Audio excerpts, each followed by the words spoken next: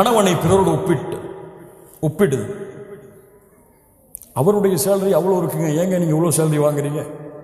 அவரை விட நல்ல திறமையாளையான் இருக்கீங்க, நீங்க அவனமா நடந்து கொள்ளல? அவர் மனைவிக்கு அதெல்லாம் வாங்கி கொடுத்திருக்காரு, இப்ப சேலரி வந்த உடனே நீங்க எப்படி இருக்கிறீங்க? லா இலாஹ இல்லல்லாஹ். இந்த ஒப்பிட்டல் கணவன் மனைவியுடைய வாழ்க்கையில் மிகப்பெரிய பிரச்சனைகளையும் குழப்பங்களையும் ஏற்பட்டு,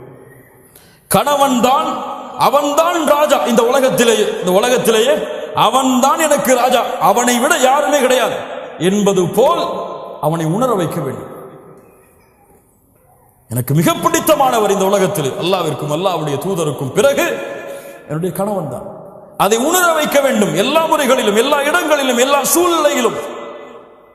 நீங்க அவரை கீரை தள்ளிட்டு வேற ஆளை மேல உயர்த்தி பார்த்தீங்க, பிரச்சனைகளும் குழப்பங்களும் அங்குதான் ஆரம்பமாகும். 8வது, கண்ணியமான வார்த்தைகளை கொண்டு பேசுதல். பல பெண்களிடத்தில் இல்லாத குணம் அதுதான். இப்போது இல்ல, மஷா அல்லாஹ் பாதுகாத்தவர்களை தவிர. கஷ்டப்பட்டு உள்ள வருவார், கதவை தட்டுவார், வந்துட்டாரா கதவை துறமான்னு சொல்லி பிள்ளை அனுப்புவாங்க. டீ போட்டு கூடமான்னு கேட்பாங்க. இப்பதானே வந்திருக்கீங்க, பொறுங்க, பிள்ளைக்கு வேலை பார்க்கணும், பிள்ளைக்கு படிப்பை சொல்லிக் கொடுக்கணும், அதுக்கப்புறம் பார்த்துக்கலாம். ஹூரிலின் பெண் தெரியுமா? அந்த ஹூரிலின் பெண் உங்களுடைய கணவன் மறுமையில் கிடைத்தால், கதவு தட்டப்பட்டால் என்ன சொல்வாள் தெரியுமா? அல்லாஹ்வுடைய தூதர் ஸல்லல்லாஹு அலைஹி வஸல்லம் சொன்னார்கள், அல்ஹம்துலில்லாஹில்லதி அஹ்யாக லனா வ அஹ்யானா லக். எங்களுக்காக உங்களை படைத்த.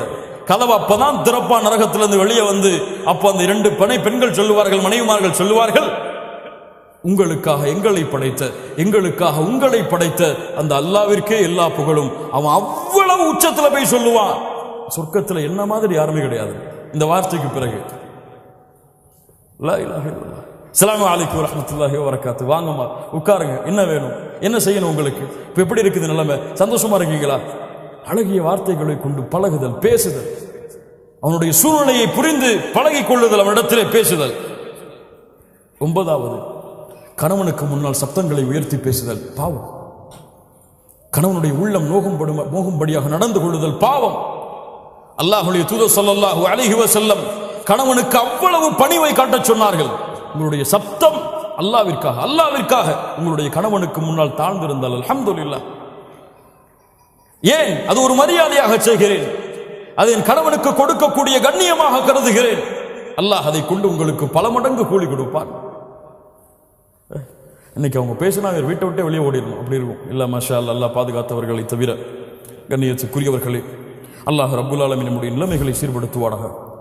இந்த 2 குடும்ப உறவுகளும் பிரிவதிலே இன்பம் காணக்கூடியவன் உங்களை விட, உங்கள் குடும்பத்தில் இருப்பவர்களை விட அல்லாஹ்வால் சபிக்கப்பட்ட இப்லீஸ். ஹதீஸ் நினைவுபடுத்திக் கொண்டு இருக்க வேண்டிய ஹதீஸ். அல்லாஹ்வுடைய தூதர் ஸல்லல்லாஹு அலைஹி வஸல்லம் சொன்னார்கள், இப்லீஸ் தன்னுடைய அரிசை சிம்மாசனத்தை கடலிலே அமைக்கிறான், தன்னுடைய படைகளை அழைப்பான், வா வரிசையா வாங்கப்பா. என்ன செஞ்சீங்க? இந்த மாதிரி அங்க போன, அவரை புறம் பேச வச்சுட்டேன், போ. நீ என்ன செஞ்ச? போய் பேச வச்ச, போ. என்ன செஞ்ச? திருட வச்ச, போ. எல்லாம் பாவம் அடிக்க கொண்டே போவா. இப்லீஸ், நான் ஒன்னு செஞ்சேன். என்னடா செஞ்ச? என்னப்பா செஞ்ச? 2 கணவன் மனைவி சந்தோஷமா தான் இருந்தாங்க, நிம்மதியா தான் இருந்தாங்க. சின்ன வார்த்தைய மனசுக்குள்ள போட்டேன், இத பேசுறா அப்படின்னு. அவர் பேசினார், மனைவி பேச ஆரம்பிச்சாங்க. அவர் இவரை பத்தி பேசினார், அவங்க அம்மா அவருடைய குடும்பத்தை பத்தி பேசினார். நான் சொன்ன அவர் மட்டும்தானா? நீனும் பேசு.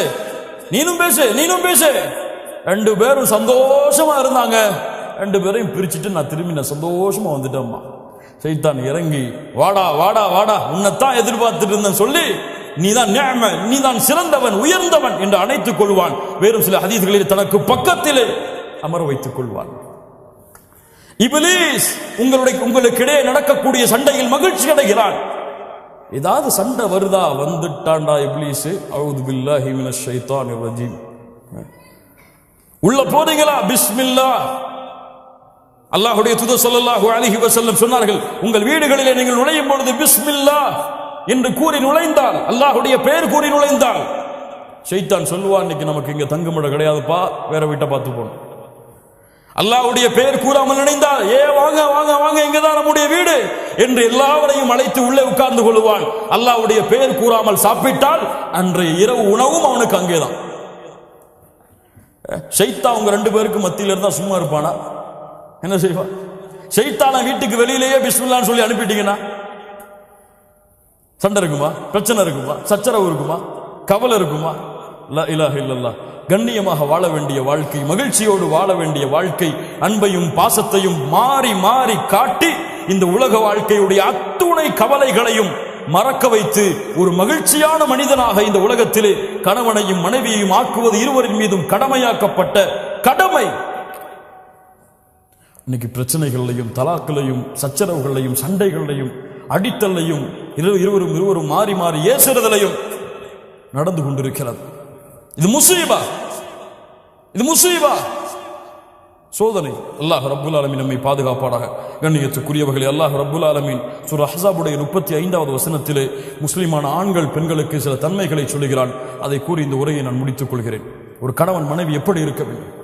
இன்னல் முஸ்லிமீன வல் முஸ்லிமாத், அல்லாஹ்விற்கு கட்டுப்பட்ட ஆண், அல்லாஹ்விற்கு கட்டுப்பட்ட பெண், வல் முஃமினீன வல் முஃமினாத், அல்லாஹ்வை நம்பிக்கை கொண்ட ஒரு பெண், அல்லாஹ்வை நம்பிக்கை கொண்ட ஒரு ஆண், வல் கானிதீன வல் கானிதாத், அல்லாஹ்விற்கு தன்னை பணிய வைத்த ஒரு ஆண், அல்லாஹ்விற்கு தன்னை பணிய வைத்த ஒரு பெண், வஸ்ஸாதிகீன வஸ்ஸாதிகாத், அல்லாஹ்விற்கு உண்மையை பேசிய ஒரு பெண், உண்மையை பேசிய ஒரு ஆண், வஸ்ஸாபிரீன வஸ்ஸாபிராத், பொறுமையை கடைபிடித்த ஆண், பொறுமையை கடைபிடித்த பெண், வல் காஷிஈன வல் காஷிஆத், உள்ளத்தோடு உள்ளத்துடைய அச்சத்தோடு பணிவோடும் நேசத்தோடும் அல்லாஹ்வை பயந்த ஒரு ஆண், அல்லாஹ்வை பயந்த ஒரு பெண், வல் முத்தஸத்திகீன வல் முத்தஸத்திகாத், அல்லாஹ்வுடைய பாதையில் செலவு செய்த ஒரு ஆண், அல்லாஹ்வுடைய பாதையில் செலவு செய்த ஒரு பெண், வஸ்ஸாயிமீன வஸ்ஸாயிமாத், அல்லாஹ்வுடைய பாதையில் நோன்பை நோற்ற ஒரு ஆண், அல்லாஹ்வுடைய பாதையில் நோன்பை நோற்ற ஒரு பெண், வல் ஹாஃபிதீன ஃபுரூஜஹும் வல் ஹாஃபிதாத், தங்களுடைய கற்பை மர்மஸ்தானத்தை பாதுகாத்த ஒரு ஆண்,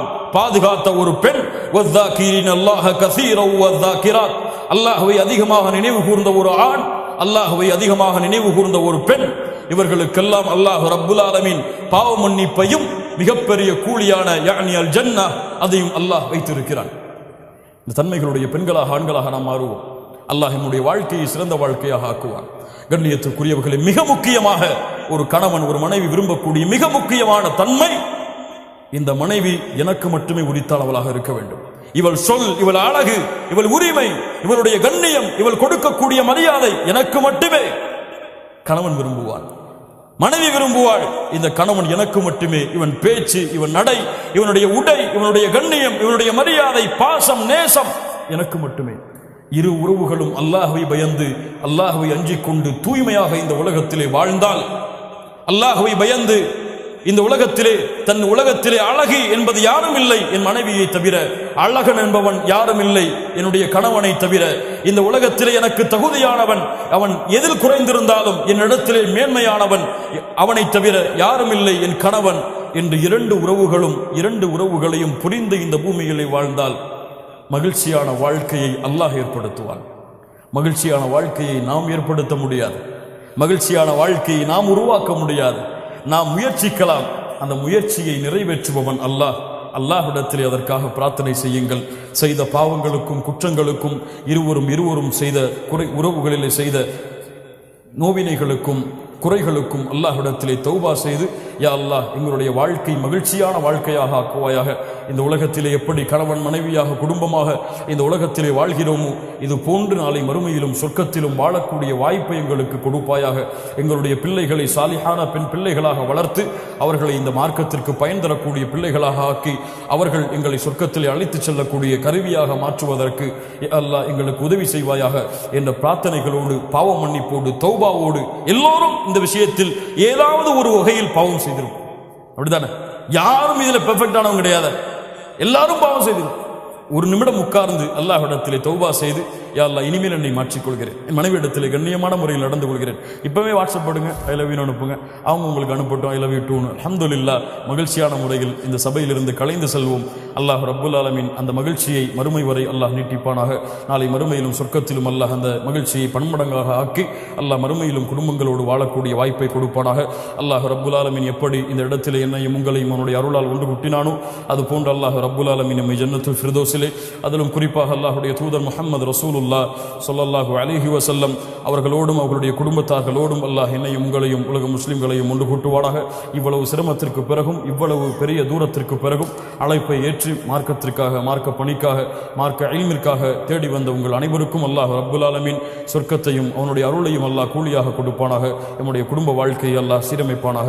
அகூலு கௌலி ஹாதா அஸ்தக்ஃபிருல்லாஹ லீ வலக்கும். ஸலாமு அலைக்கும் வரஹ்மத்துல்லாஹி